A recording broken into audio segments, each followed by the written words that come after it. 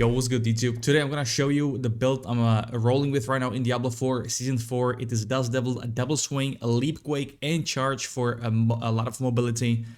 Trying to focus as much as I can on the cooldown reduction, but this is by no means maxed out character. I just did a level 100, slapped some things together, and this is just a tier 88 Nightmare Dungeon showcase. I would say 80s are the best and fastest to run through for both glyph XP, maximize that, and also items because they're all guaranteed 925 item power. Those start to drop at around 50 though, tier 50, but we're gonna need a lot of glyph XP to max them out to level 21, which I don't have either, but it is what it is. Trying to work on that. And I really like the speed of this build. Now I need some more practice because I haven't played Leap in ever actually. This is my first time. But I really like the double aspect for Leap that gives us damage reduction and damage increase. Now my next build, I would like to focus on Ancients with Call the Ancients and the new pants. So yeah, but this is just this little setup I'm rocking with. Always wanted to play a Leap and Charge for the mobility, and I'm a big fan. And those devils deal pretty good damage. It's not too bad, even after the nerf from PTR, because on PTR it was going crazy all over the place and whatnot. And here in a second I should be running into the last boss or last bosses. They also changed this dungeon. I remember doing this dungeon in Season 0 when Nightmare Dungeons were the hardest content in the game back then. And the level I was trying to do tier 100 was really hard. I did it though. And it was a 2-part dungeon. This one is very different. They really reworked this one big time.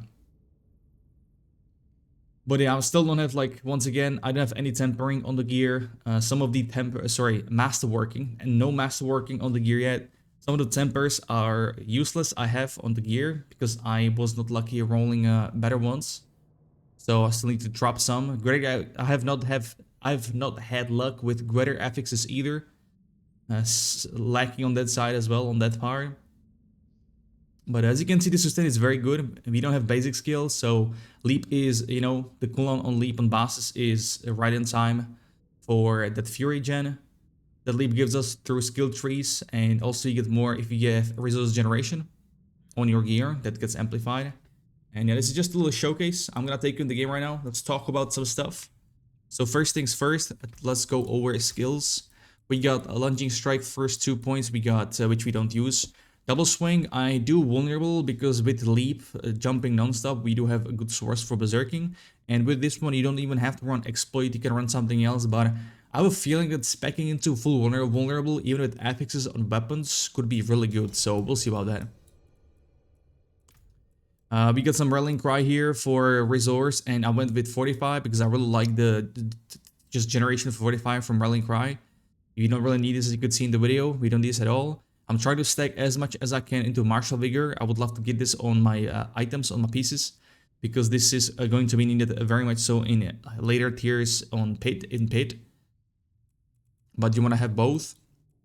Now, Tough as Nails, I recommend having one either on gear or talent points, because this will apply the bleeding on any enemy that hits you, so which means you will get a bleeding DR, which I do have like 10%, I believe, right here, so that comes in handy. We got Challenging Shout, the classic damage reduction for more Fury generation if you get hit. Then we got the War Cry for berserking. I don't really rock this one, Power War Cry, because it's very situational. 6 enemies is quite a lot, so for 10% bonus, We got some Booming Voice with Raid Leader. As you can see, I'm running no swiftness because I have Leap and Charge. I feel like that's enough of mobility. Maxed out Charge, and here they even nerfed this cooldown reduction, which is pretty sad, but I figured out, or I found how to make 0 cooldown for Charge. There is one aspect that helps with that when running dungeons, but that aspect doesn't trigger on single target bosses, which is sad. Leap, I don't have this one maxed out. I'm missing like 3 points or something like that, or maybe even 4. But we go with the Fury here.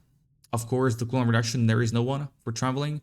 We get some Brawling, well, triggering Berserk when we press Charge or Leap. Damage reduction. I don't have Pit Fighter. I like this passive, but I have no... I would even like Heavy-Handed here and all the stuff, right? But Double Swing is dual wield, so it's okay. It doesn't matter as much. Now we got full upgrades here, Counter Offensive for damage increase and damage reduction. Apparently so, they made this one a base 15% damage reduction, but I don't see it in the stats. I just don't see it. The old thing I have is only 6% from talent points, so play sure. someone correct me or let me know in comment section if you guys know. Last one's on attack speed for double swing. You can assign dual wield to both charge and leap if you want to. I might try it because I'm running maces as well. Valop here for the bludgeoning weapons skill. So I have 200 mace for charge and dual wield, which are on maces for dual wield for double swing and leap, I think. Concussion is from gear, extra stun. Why not? Not too bad. I would love to put points here as well to get even more stun, but then we get Unconstrained, the classic. I tried Walking Arsenal for leveling. It's really nice for attack speed. Very nice for Upheaval builds because Upheaval has a very slow animation, but Unconstrained is the best. Paragon board. First of you're starting with is Exploit. I still have this one. It's very good glyph. Why not, right? Second board is a Blood Rage. I did not mag this one out. They also nerfed it 30%. I'm still missing, as you can see, a lot. So there's a lot of damage to have. We get Twister in this board, 60 strength. You can get 65 up top, but you know, for the cost of 3 points, I might try it. It's actually a pretty good increase for when you have level 21 glyph, right? Gives you 40% damage. That's pretty good. We got some fire resistance to balance out, so we don't have to invest heavily in items. Next board, we have Carnage for attack speed here. Glyph is Martial to buff magic notes, which is damage reduction here. I'm a sucker for damage reduction. There is never enough. And damage while berserking, which also applies to Blood Rage here. Some berserk notes, try to take all the berserk notes as possible, as many as possible. So we got here on this board and 2 here. Next board, I went with Flawless Technique just for the crit damage. Especially here, the crit damage is pretty insane. I did put Ambidextrous once again to buff magic notes, which is damage reduction here. But also the crit damage with one-handed weapons with double swing. Now also keep in mind that this is gonna buff the secondary stats like Dexterity and Willpower, and you need these two to proc the passive notes, the rare notes, right? And it gets pretty expensive and it's almost impossible to reach them. Next board we got is Bonebreaker. I like the damage reduction once again while healthy, and I run Wrath in this board. Always run it because it's very minimum investment. It's all the way, everything is basically on the way. So this enabled me to min-max the boards overall in general. This one as well. I'm a big fan of this cluster here. There's a lot of HP. We got 8% here and armor on top of this 6%. So it's very nice. Very nice. Big fan. I got some extra damage here while fortified and healthy. This is pretty good damage increase. You could put these points somewhere else though, but if it's right there, I could probably put it here as well for a more HP and physical damage. It could be even better actually for 6% HP. And last board, we got a Decimator. I did put a Rumble here for Earthquake since we have a Leap. And another very minimal investment board. I like this one. Strength, it's all the way. You know, everything's on the way. And we got Vulnerable Damage Reduction. I picked this one as well because we have pretty good uptime Vulnerable thanks to the double swing. This was the Paragon board. I will also have the full build in the description if you want to take a look. Let's go over the gear. This is my headpiece, Martial Vigor, once again for temperings. I'm a big fan of that one. That's damage reduction against elites, 4% per point.